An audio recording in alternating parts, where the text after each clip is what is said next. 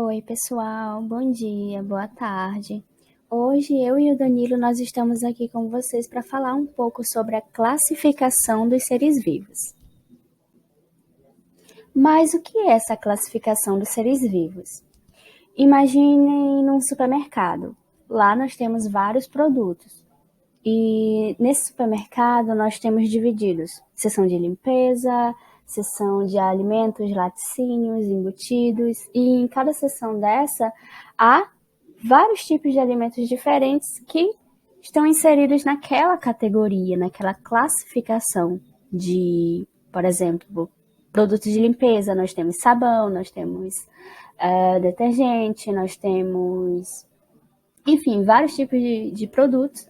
Então, digamos que esse sistema de classificação ele serve justamente para nós podermos classificar os animais, os seres vivos e poder organizá-los conforme as suas características em comum, né?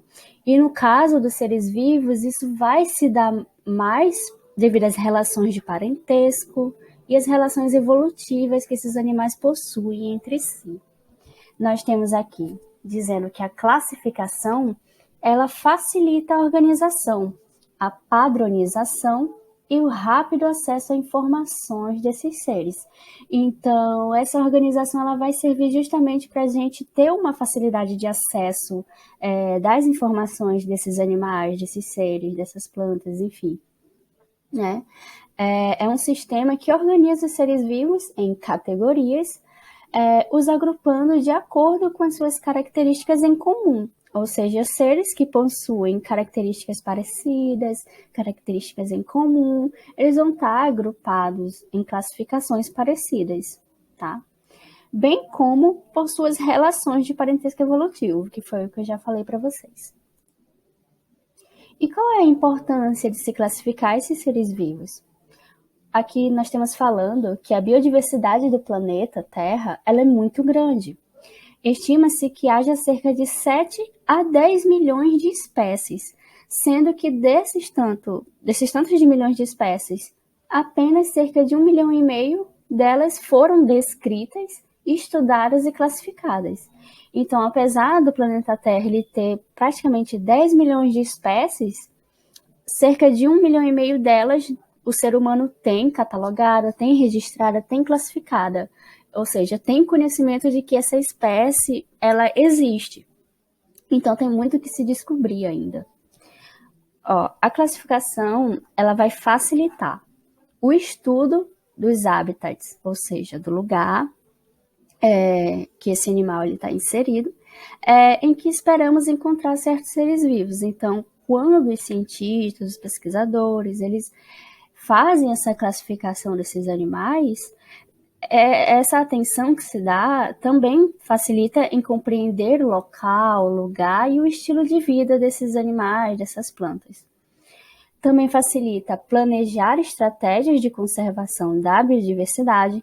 Então, para os seres humanos, saber quais seres estão inseridos naquele hábitat, naquele ambiente, classificá-los, saber seu estilo de vida, também facilita a conservação e a preservação desse local e também dessa biodiversidade, que é justamente preservar as espécies, preservar o ambiente, enfim.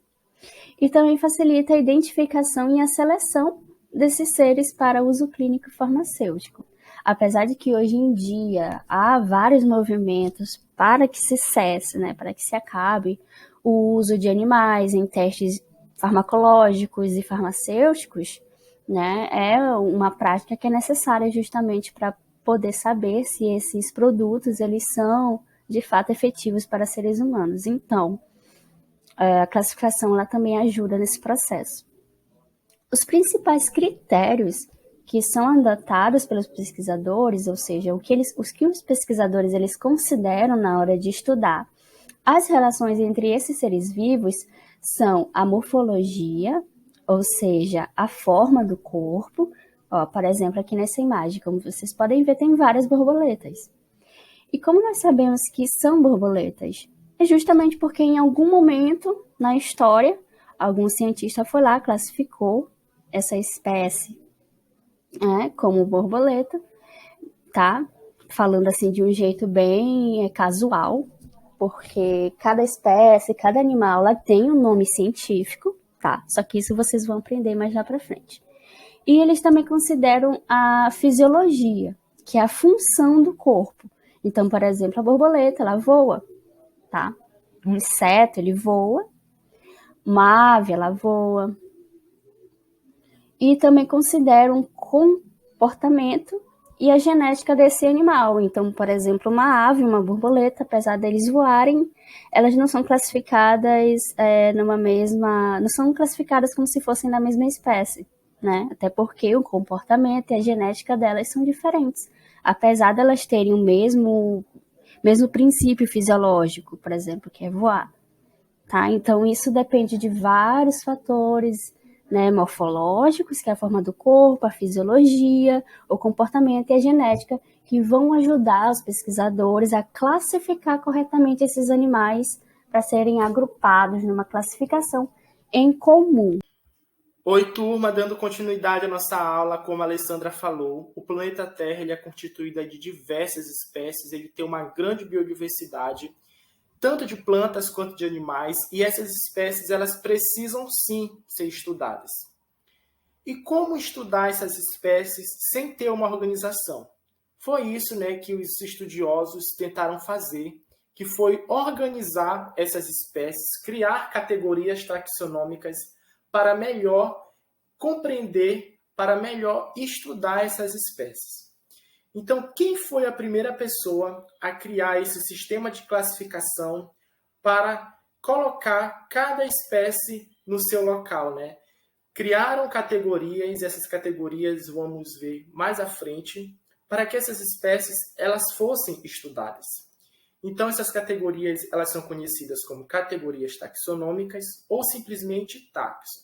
Cada taxon ele tem aí um número de espécies, né? Cada espécie fica alocada nos seus devidos lugares.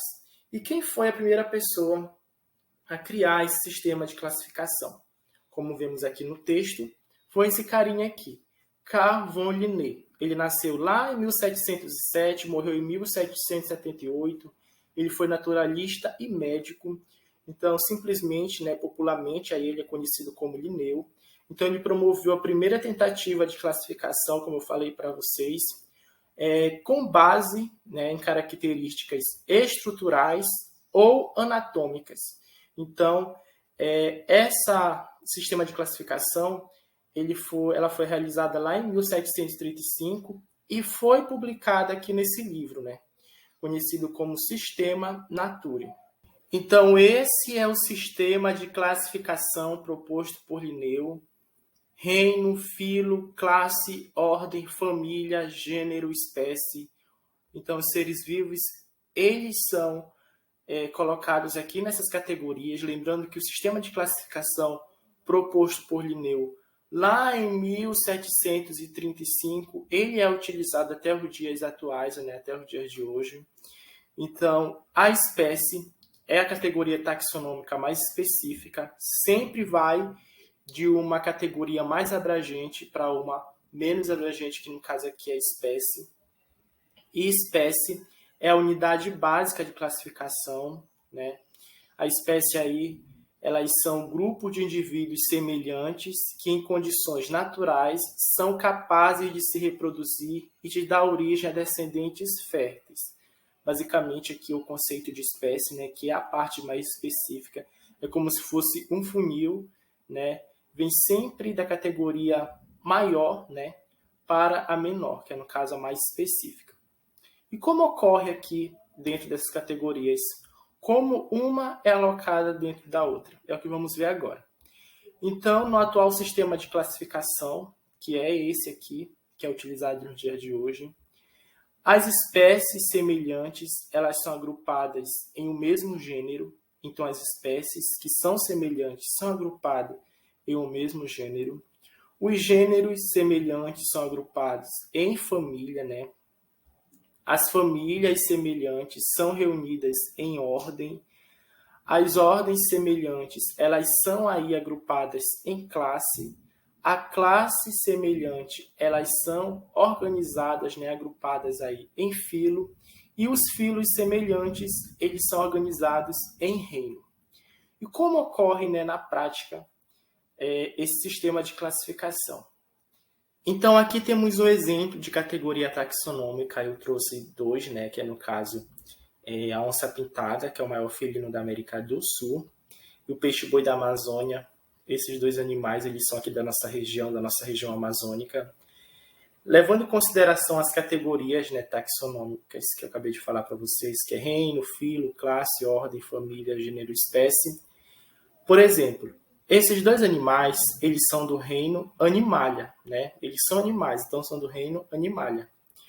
O filo é o cordata, tanto onça-pintada quanto o peixe-boi da Amazônia são cordata, né? São vertebrados, são constituídos aí de ossos. A classe também, né? Eles são mamíferos, então são da classe Mammalia, tanto a onça-pintada quanto o peixe-boi da Amazônia. Então podemos ver que vai afunilando, né? Reino, filo e classe, esses dois animais eles compartilham. Já na parte de ordem, já vamos ver que é diferente. Então, olha como é necessária essa organização para diferenciar esses animais, né? Para melhor entendê-los, para melhor estudá-los. Então, aqui a onça-pintada ela é da ordem carnívora, e já o peixe-boi da Amazônia é da ordem sirênia, né? A onça já é da família Felidae, né? É um felino. E o peixe-boi da Amazônia é da família Trichechidae, né? A onça-pintada ela é do gênero Panthera. O peixe-boi da Amazônia é do gênero Trichechus. A onça-pintada, né? Ela já tem aí, ó, a espécie Panthera onça, e o peixe-boi da Amazônia Trichechus inunguis. Podemos ver, né? Podemos notar aqui nesse exemplo que filo, reino e classe, esses dois animais compartilham.